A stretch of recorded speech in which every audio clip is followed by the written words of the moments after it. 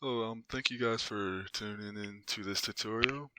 This is going to be a simple tutorial on how to do a few simple things with Pillow.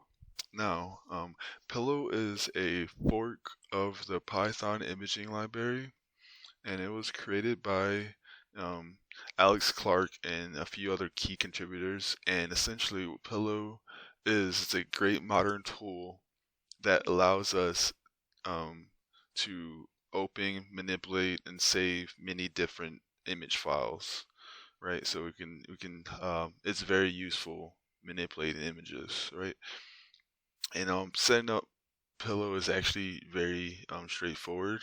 In this tutorial, we'll be using PyCharm, and I'll show you how to get started with all that. But if you're gonna use Pillow any other way, any other IDE, or you're running through the command line or anything like that, there's detailed documentation and you can easily find online. Um, but yeah, so since we'll be using PyCharm in this example, I'll go ahead and show you how to set that up. All right, so what you first want to do is assuming you just create a Python project or PyCharm project and you have it open. And so what you want to do first before you touch the coding, gotta set it up. So you want to open up your command line, right? And in the command line, we're gonna go pip install pillow. Right, what this does, it installs, the pillow library for us to use. And I already have it installed, so it'll say that, but if you don't, then it will install on your computer, right? So that's the first thing we need to do. After that's done, you can close your command line, and you want to go to the top of your new project, and you want to type in import pillow, right? Just like that. Oh, not just like that, right? Like that. And so now you're gonna get an error, so you want to just hover over it and go to install package pillow. Once that does its thing, you'll get a little prompt, package installed successfully. Alright, so now even though it'll actually go back to this error, but it works now. So now you can just get rid of that. And that's essentially it. That is how you install Pillow.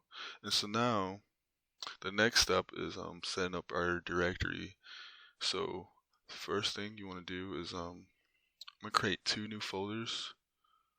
One folder is gonna be called PNGs. Another folder is gonna be called resized.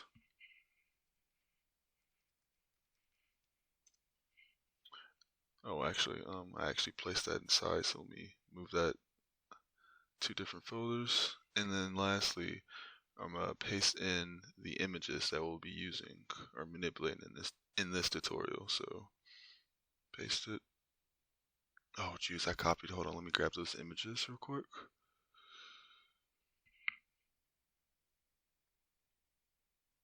Right, so now I should undo that copy and paste in images. Alright, so now that we have that set up, we can continue. And for this part one, these two folders aren't going to be used, but they will be useful for part two.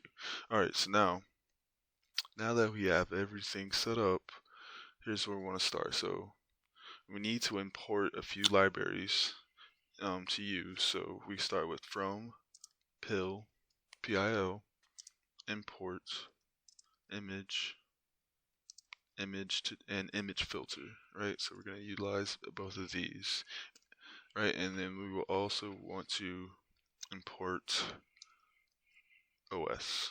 This will be used in part two of the tutorial, but it's you can just have it up there for right now. Okay, so now that we have our import statement set up, let's start with the first function. So the first function is going to be rather simple. Let's see, 1 second. All right, so we're going to write a function that essentially allows you to take a given image and rotate it counterclockwise given a specified number of degrees, right? So we're going to start off, we're going to call this function rotate, right? And in this function, It's actually it can be done in just 2 lines of code. So when we want to start off, we want to capture an image file into an image object, so we can manipulate that image object. So we go image equals image, not image filter, but image dot open, and you want to pass in the photo we're going to use, and the photo we're going to use is going to be called Lena PNG, right? So we type exactly that, but in quotes. It could be I believe it can be single or double. I just always have single, but it can either be single or double quotes. Alright, and so now that is set. The next step is to simply go to our, type image dot rotate, right? So image dot rotate, and now we're gonna pass in the degrees that we want to turn it, rotate it counterclockwise. So that'll be, we're gonna turn it 90 degrees in this example. And so now, lastly, we want to save. So once we turn it, we're gonna save, and we're gonna save this as a new image. We're gonna go Lena, and then we can go something like underscore rotated, and then dot png. Right. So now what this function will do is it will, take the image file and put it into the image object, and then it'll rotate it 90 degrees and then save it as a new one. All right, pretty straightforward. So now if we want to run that, we want to create a entry point for Python. You can just do that by you can do that by typing underscore underscore if underscore main or name, sorry, and then equals single quotes underscore main underscore, right? And then colon. And so now we can just call rotate. And now if we run that, as you see, the Lena rotated.png popped up. So it saves in our current directory, and here's a 90-degree rotated image, and here's the original for reference. Right? So that works.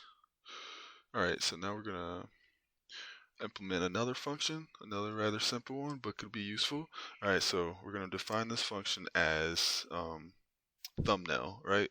And so actually, that's I'm thinking too ahead. We're gonna define this function as blur, right?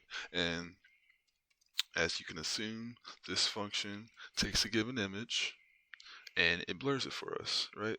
So in order to do that, it's also pretty simple, could be done in a couple lines of code.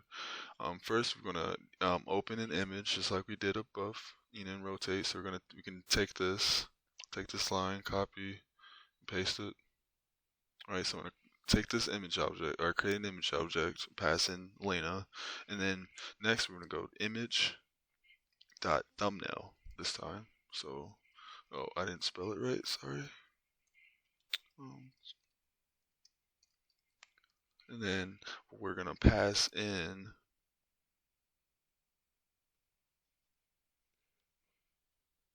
I'm sorry, hold on 1 second.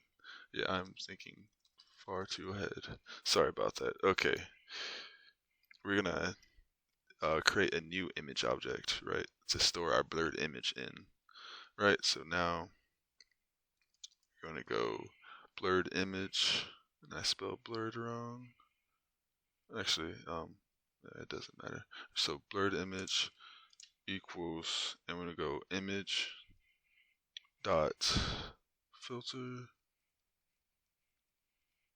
right, and then we're gonna pass in image dot or image filter, sorry, dot blur. And so what this does, it takes the image, stores it in this object, take this, and then this, we take this object, and we apply filter and pass in image filter.blur, and then we store that into blurred image, right? So now what we can do, instead of saving it, we can just show it. So we can go blurred image dot show, right? So now that should be good for that function. And so now if we can call it down here, that blur, let me just take that out. And so now if we call it, as you can see, it's a blurry image of Lena here, right? And then here is the original for reference. So original and blurred, right? So that works pretty well. And now the last function that we will go over in this part 1 tutorial is we're going to define a function that allows you to create a thumbnail using a specified size in a given image, right? So this is actually another simple function, right? So we're going to start off with create thumbnail. Name this create thumbnail, right? So we're going to start off, we're going to specify a specific size. So in this case, I want the size to be 120 width by 120 height. So we start as that. Then next, we're going to open up the image as we've done before. So take that, oh, mess that up a little bit.